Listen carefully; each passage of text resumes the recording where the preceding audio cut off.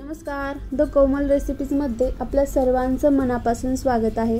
आज आपण बनवणार आहोत घरच्या घरी मार्केटसारखं पनीर। ते कसं बनवायचं आणि दूध फाटण्यासाठी एक मी इन्ग्रेडियंट्स यामध्ये टाकला आहे। चला तर मग पाहूयात। इथे मी अर्धा लिटर दूध घेतला आहे आणि हे म्हशीचे दूध आहे। सर्वात आधी आपल्याला दुधाला एक उकळी आणून घ्यायची आहे। तर त्यासाठी मीडियम गॅसवरती मी दूध उकळण्यासाठी ठेवलं आहे। तुम्ही माझ्या चॅनलवरती अजून नवीन असाल, सबस्क्राइब केलं नसेल तर नक्कीच सबस्क्राइब करा। दूध फाटण्यासाठी इथे मी एक सिक्रेट इन्ग्रेडियंट्स टाकणार आहे।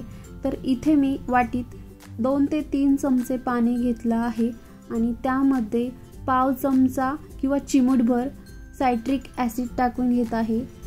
सायट्रिक ॲसिड हे लिंबाचंच सत्व असतं आणि तुम्हाला जर हे टाकायचं नसेल तर तुम्ही लिंबू टाकू शकता। सायट्रिक ॲसिडने अर्धा मिनिटाच्या आत हे आपलं दूध फाटतं। याला पाण्यामध्ये आपण छान मिक्स करून घेऊ, विरघळून घेऊ। इथे आपलं सायट्रिक ॲसिड हे विरघळलं आहे। दुधाला एक उकळी आली की त्यामध्ये आपण ते टाकणार आहोत। दुधाला उकळी आलेली आहे। आता यामध्ये आपण पाणी टाकून घेऊयात, जे आपण तयार केलं होतं दूध फाटण्यासाठी, आणि त्याला असं ढवळून घ्यायचंय। तुम्ही इथे पाहू शकतात आपलं दूध फाटायला सुरुवात झालेली आहे।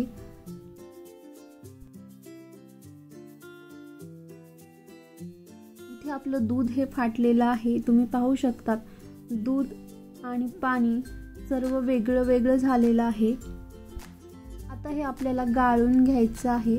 तर त्यासाठी इथे मी एक पातेलं घेतलं आहे। पातेल्यावरती चाळणी ठेवली आहे आणि त्यावरती एखादा सुती कपडा टाकून घ्यायचा आहे। आता या कपड्यावरती आपण हे पनीर ओतून घेऊयात।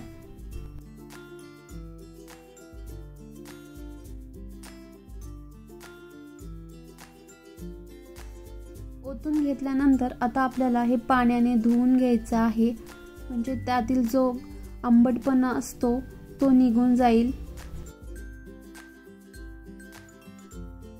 पाण्याने स्वच्छ धुतल्यानंतर असं यातील पाणी सर्व आपल्याला काढून घ्यायचंय। अशा प्रकारे आपण यातील सर्व पाणी हे बाजूला काढून घेऊ।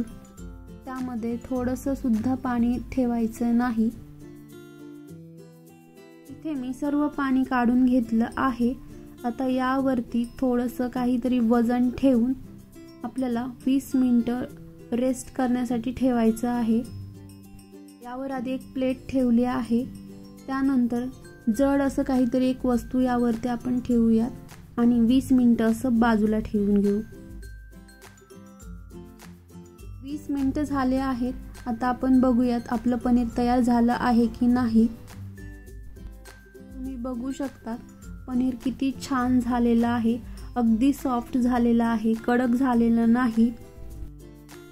आता हे तुम्हाला मी कापून दाखवते। तुम्ही बघू शकता किती छान कापल्या जात आहे आणि अगदी सॉफ्ट झालेलं आहे।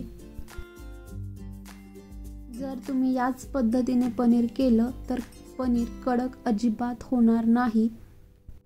सेम टू सेम मार्केट सारखं पनीर होणार, याची मी तुम्हाला गॅरंटी देते। जर तुम्हाला माझी आजची रेसिपी आवडली असेल तर लाईक, शेअर आणि सबस्क्राईब करायला विसरू नका। धन्यवाद।